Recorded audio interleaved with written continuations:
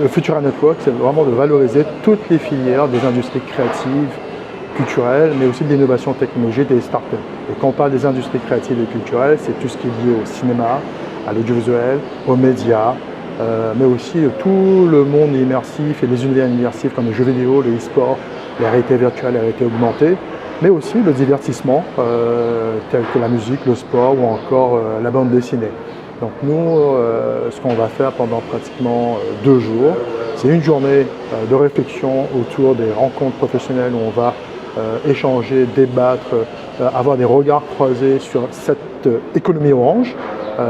Et ensuite, le lendemain, ce sont des masterclass par des experts, toute la matinée du samedi 18 et l'après-midi, c'est des rencontres B2B entre porteurs de projets et investisseurs. C'est notre 2e édition, on l'avait fait il y a 1 an de cela, mais vraiment en petit comité, mais sur un seul axe, on va dire une seule filière qui était celui de la filière des jeux vidéo, du e-sport et des univers immersifs. Mais rapidement, on s'est aperçu que ça touchait encore de manière plus large aux autres filières et qui nous demandaient à ouvrir sur les autres filières des industries créatives et culturelles.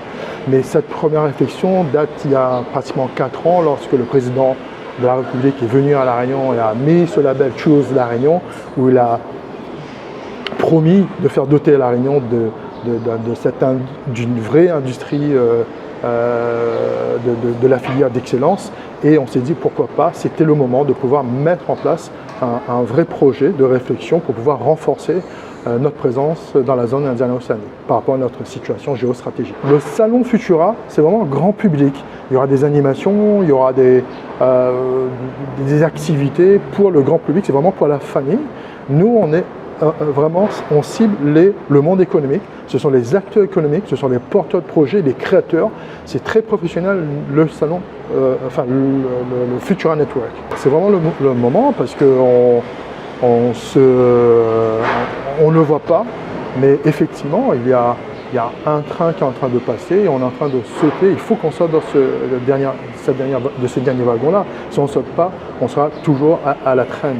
Et c'est vraiment pour conscientiser d'une certaine manière cet événement. C'est pour montrer l'importance des industries créatives et culturelles, de l'innovation technologique dans notre société, mais aussi dans notre zone indo-océanique. Et c'est ce genre d'événement-là qu'on peut valoriser et être vraiment le carrefour et une plateforme pour créer des liens économiques, culturels, voire même sociaux entre Ça me fait penser qu'il y a 15 ans, lorsque les réseaux sociaux sont arrivés, lorsque les ventes en ligne sont arrivées, on a dit voilà, tout est en train de mourir, les agences de voyage vont mourir, on n'aura plus de liens, les gens vont rester chez eux, on ne pourra plus se parler. C'est comme les smartphones qui sont arrivés. Et aujourd'hui, au contraire, on ne peut plus vivre sans son smartphone, on ne peut plus vivre sans les réseaux sociaux, on ne peut plus vivre sans les plateformes de streaming pour regarder les films. Ça fait partie de notre vie de tous les jours. On a passé un cap avec l'intelligence artificielle, maintenant c'est là. On fait avec. Il faut au contraire utiliser l'intelligence artificielle pour améliorer nos conditions de vie. Vous pensez que ce n'est pas forcément une concurrence, que ça peut être justement un outil pour être encore plus performant? Mais là, vous abordez un sujet qu'on va débattre lors des rencontres professionnelles. C'est notre 3e panel, notre thématique, avec des experts de La Réunion et des experts de l'extérieur. C'est un moment de réflexion où on veut emmener le public, notamment le monde économique, mais aussi les créateurs, à venir débattre. Donc aujourd'hui, j'invite tout le monde à venir débattre. Et moi, personnellement, c'est que je pense qu'il faut... ça ne remplacera jamais vraiment la pensée humaine. Ça, c'est clair et certain, c'est une pensée artificielle, mais ce sont des humains qui sont derrière cette pensée artificielle.